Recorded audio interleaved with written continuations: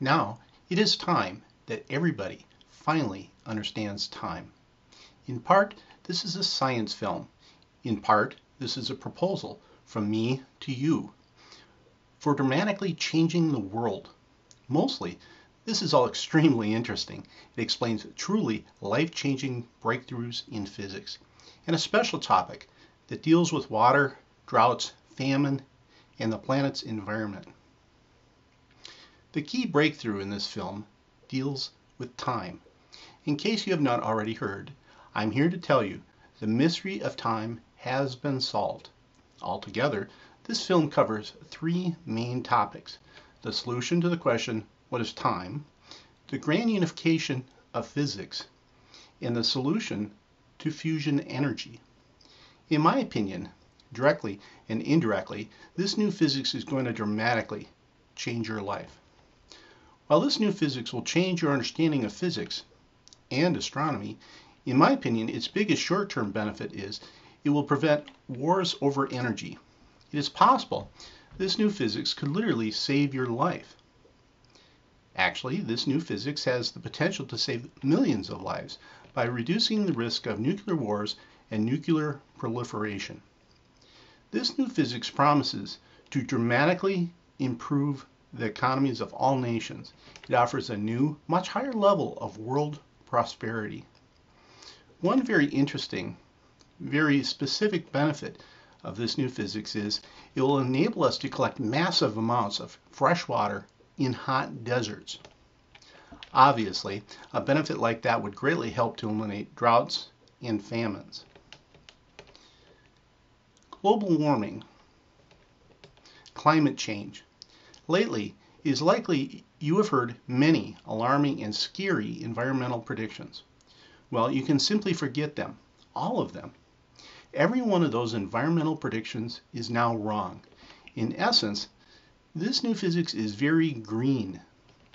As a result of this new physics, scientists will be required to completely revise their environmental predictions. In essence, this new physics completely invalidates just about every bad environmental prediction that you've ever heard of. In my opinion, nothing could possibly be greener than this new physics. Besides all of that, this new physics is very interesting.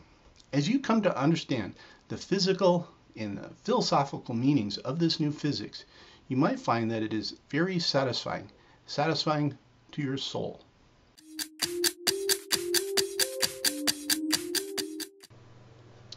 Okay, finally, I have a really interesting example for you.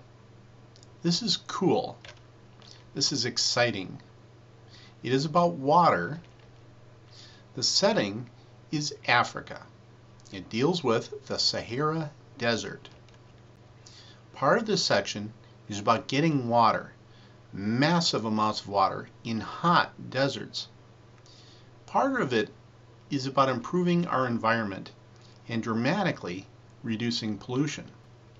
Part of it is about changing the climate, changing it for the better. Part of it is about saving and improving lives. Part of it is about a couple of great charitable causes. This example shows how this new physics could have a ripple effect and how it could dramatically change our lives. It deals with water, clean water, water for drinking, water for irrigation, enough water to transform deserts. By the end of this example, I hope you will see just how dramatically this new physics could change our world. If you are a leader in a country that is having problems with droughts, famines, or with the lack of fresh water, then from your point of view, this section is a proposal for combating those problems. If you are a person that would like to help the environment or improve the world's climate, then this section is a proposal for changing the world. To summarize, in this section we need to ponder, how will this new physics change our lives? This section is not about physics. It is about the future. There are guesses, there are guesstimates. There is imagination. There is vision. Much of this section is not about logic. It is mostly about emotion. Remember President Kennedy's Man on the Moon speech? Remember Martin Luther King's I Have a Dream speech? They had great vision. A great vision can change the future. I want to change the future. This section shows how. I've worked hard to make this a great vision. I hope you agree. I hope you find it both intellectually interesting and emotionally exciting. This new physics is based upon the speed of light definition of time. Keep in mind, unlike a theory, a definition is inherently neither right nor wrong. What you need to decide is if you agree with me and if you would like to adopt this new definition of time. Obviously, my explanation of time is correct. There is no doubt about that part of this new physics. In essence, this new physics and fusion energy will have benefits in many other areas of our lives.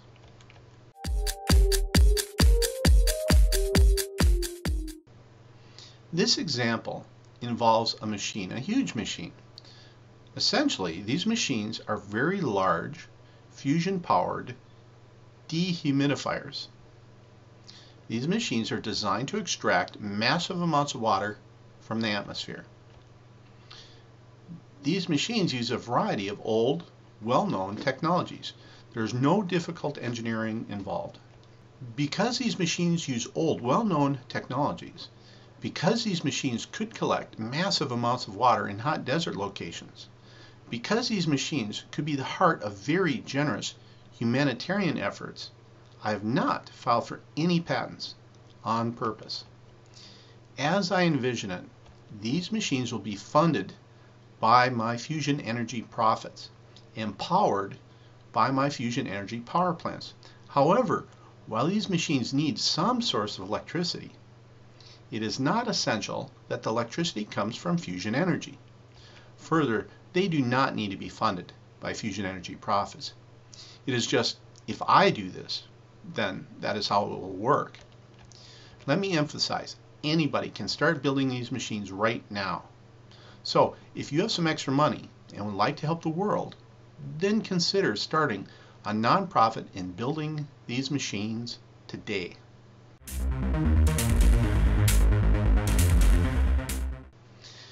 A major component of these machines are long metal pipes. Most of the pipe is buried underground.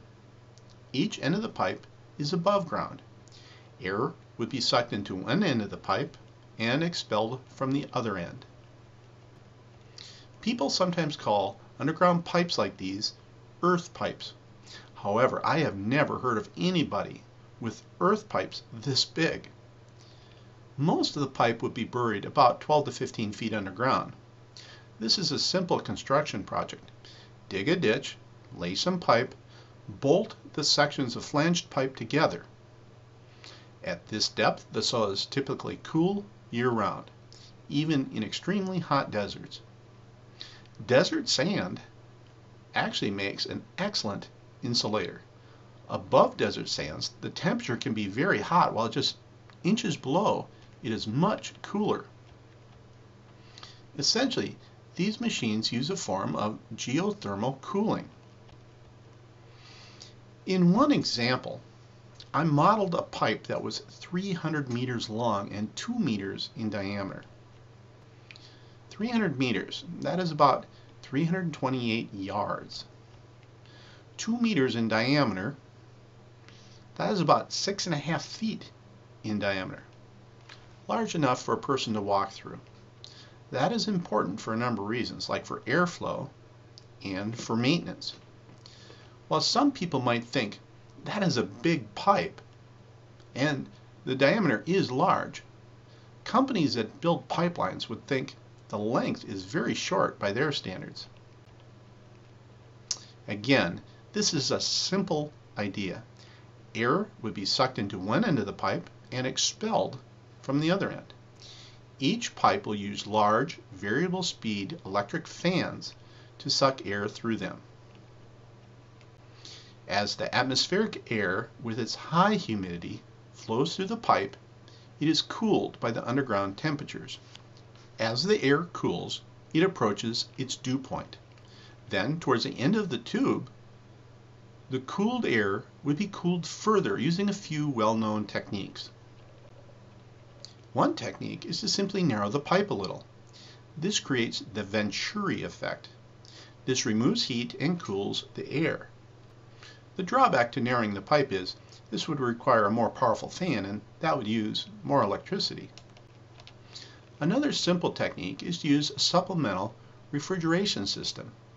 This would help further cool the narrow part of the pipe. It would give precise temperature control and would ensure you always reach your target temperature, a little colder than the dew point. However, the supplemental refrigeration system also requires some electricity. These and other techniques cause the temperature in the air in the pipe to drop below the dew point. Simple. The moisture condenses out of the air in large quantities. It's like there's a cloud in the cold section of the pipe that is creating a constant miniature downpour of rain. The result is we can pull massive amounts of water out of the atmosphere even in the middle of hot deserts.